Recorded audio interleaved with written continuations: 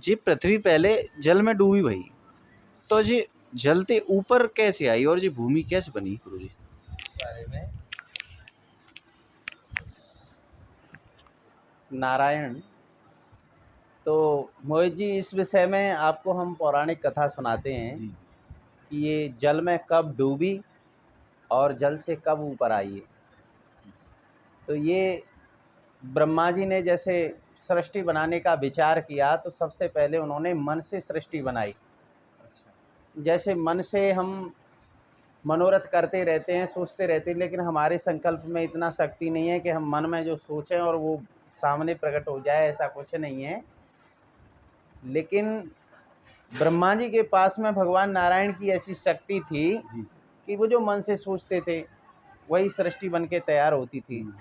लेकिन फिर भी ऐसा हुआ कि मानसी सृष्टि से वो प्रसन्नता उनको नहीं हुई, इसलिए उन्होंने ये मानव सृष्टि तैयार करने के लिए योजना बनाई, भगवान का आह्वान किया। तो ब्रह्मा जी के शरीर से दो भाग हुए, एक से स्त्री एक से पुरुष। जिसमें पुरुष था उसका नाम था मनु और जो स्त्री थी उनका नाम था शतरूपा। दोनों ने ब्रह्मा जी से कहा कि पिताजी अब हमें बता में क्या करें। तो उन्होंने कहा कि भैया तुम अब मानसी सृष्टि करो, यानी मनुष्य वाली सृष्टि करो। अच्छा। तो मनु महाराज ने कहा कि हम सृष्टि तो पैदा करेंगे, संतान उत्पन्न करेंगे, लेकिन हमारी संतान रहेगी कहाँ, क्योंकि उन्होंने देखा कि रहने के लिए तो कोई स्थान ही नहीं है।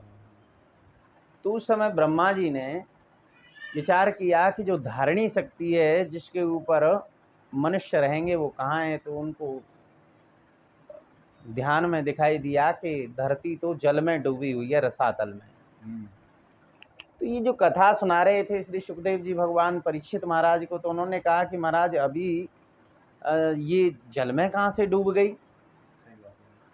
तो उस समय परीक्षित महाराज को सुखदेव जी ने बताया कि एक हिरण्याक्ष नाम का दैत्य था, आदि दैत्य, उसने इस धरती को रसातल में छिपा दिया था। तो फिर प्रश्न बन गया कि रसातल में छिपाने के लिए अभी सृष्टि पैदा नहीं हुई, उससे पहले ये हिरण्याक्ष दैत्य कहाँ से आ गया, है ना।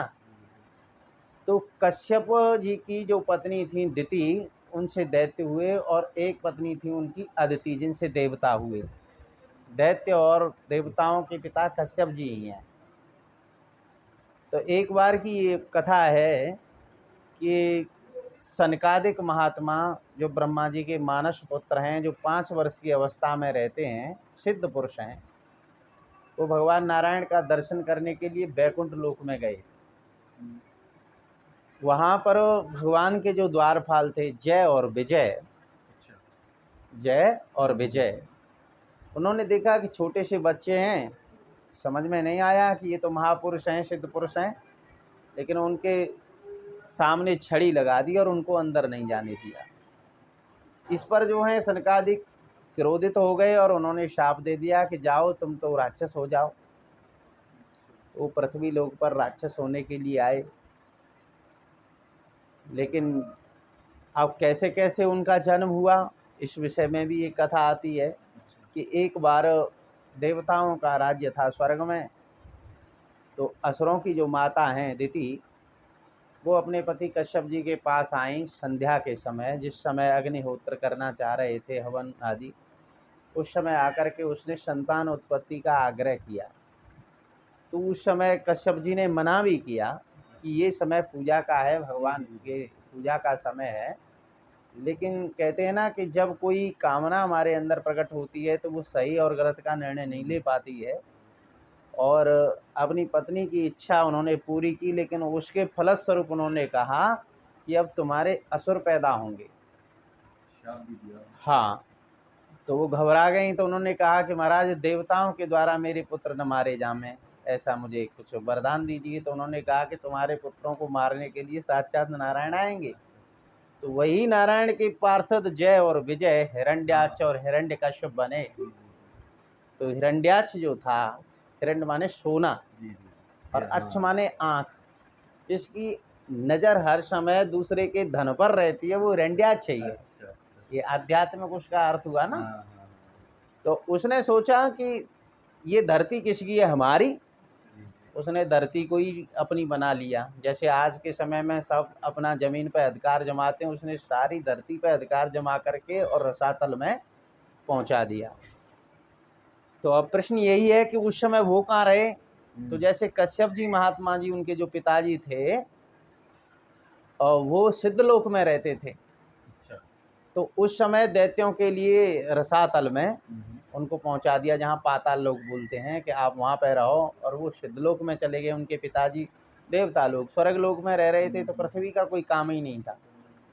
लेकिन जब मनु महाराज और शत्रुपा ने कहा कि हमारे लिए पृथ्वी की आवश्यकता है, हमें पृथ्वी ला के दो, तो ये ब्रह्मा जी ने जब विचार किया, तो विचार करते समय भगवान नारायण का स्मरण हुआ, तो उनकी नासिका से एक छोटा सा सूअर का बच्चा निकला। इसको संस्कृत में बराह कहते हैं, बराह सूकर को।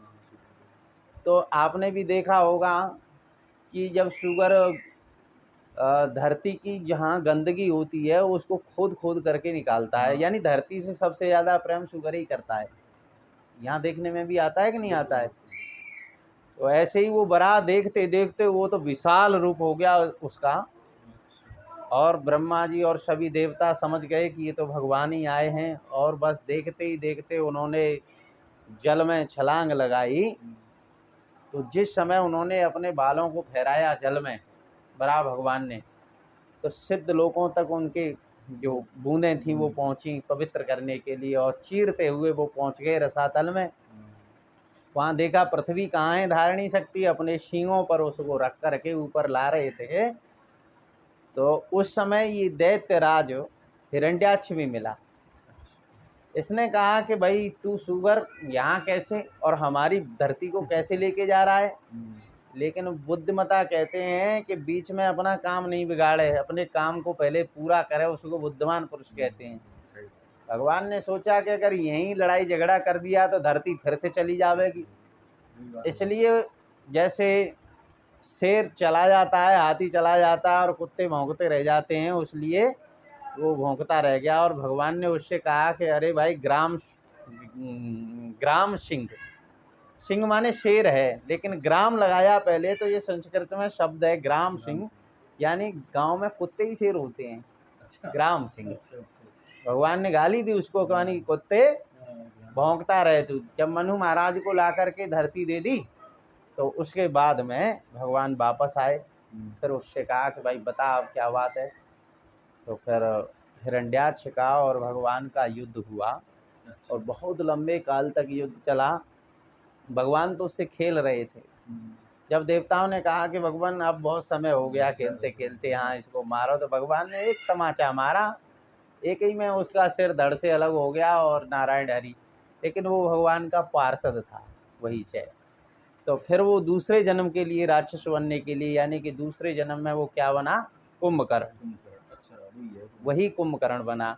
तीसरे जन्म में वही दंतवक्र बना। तो 3 जन्मों के लिए भगवान आए जय विजय का उद्धार करने के लिए।